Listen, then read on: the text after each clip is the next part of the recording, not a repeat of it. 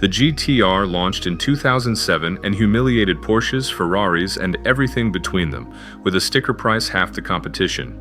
Nearly 2 decades later, BMW fired back with the M4, 470 horsepower, carbon fiber roof, the most advanced M car ever built. So here's the real question. Can German engineering in 2024 finally bury a Japanese ghost from 2007? Godzilla. That's what the Japanese press called it before the world even knew what it was capable of. The R35 GT-R rolled out of Tochigi, Japan with a 3.8-liter twin-turbo V6, the VR38DETT, producing 480 horsepower from the factory. But the number that broke the internet wasn't the horsepower. It was 729. That was its Nürburgring lap time. A production car, under 8 minutes, in 2007. It massacred the Porsche 911 Turbo in a straight line and embarrassed it through corners. Supercar hunters had to rethink everything. The secret weapon?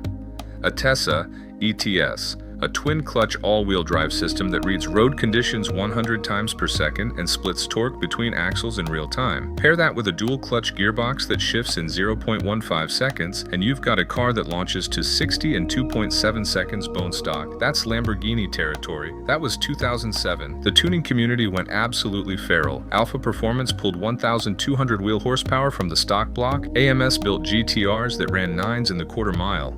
The platform's ceiling was so high, nobody's found it yet. That's not a car, that's a sleeper with a PhD. Fast forward to Munich 2021. BMW drops the G82 M4 Competition X-Drive, and it comes out swinging, a 3.0-liter S58 inline-6 with twin turbos strapped to it, 503 horsepower, 479 pound-feet of torque, all-wheel drive with a rear bias setup that'll go full drift mode at the push of a button, 0 to 60 in 3.4 seconds, or 3.1 in optimal conditions.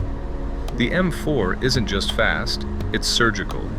The chassis geometry borrows from BMW's motorsport program. The carbon fiber roof drops the center of gravity. The adaptive M suspension reads the road and adjusts dampers in milliseconds. On a track, this car communicates. It talks to the driver in a language most performance cars don't speak, and it sounds violent. That S58 burbles at idle like something caged, then screams past 6,000 revolutions per minute like it's personally offended by the speed limit. The S58 is already a tuner's dream. Bootmod 3 and MHD tunes push stock hardware past 600 horsepower. Full bolt-on builds hit 650 without touching the internals. The ceiling is high, not GT-R high, but brutally high for a street car still under warranty. Here's where it gets complicated. Track day, M4 wins.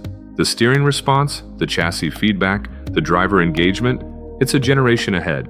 The GT-R feels mechanical, almost blunt by comparison. You're managing it. In the M4, it manages itself. Drag strip? GT-R still pulls. The all-wheel drive launch system on the Nissan is still one of the most efficient ever built. In a side-by-side, a stock GT-R and stock M4 are within fractions of each other, but the GT-R's been doing that since Bush's second term. Now bring tuning into it. A Stage 2 GT-R laughs at a Stage 2 M4. At big power numbers, the GT-R's drivetrain is more forgiving, its block more capable, its aftermarket deeper. The GT-R is 17 years old and still holding its own against modern metal. That alone is a flex most platforms never pull off. Daily driver? M4. No contest.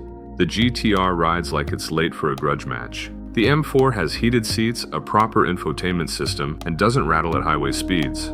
Two completely different philosophies. One car built to win at any cost, another built to make the driver feel like they're winning. The GT-R proved you don't need a Ferrari badge to embarrass a Ferrari. The M4 proves German precision has never been sharper. One is raw, relentless legacy. The other is a masterclass in modern performance. So which one deserves your garage?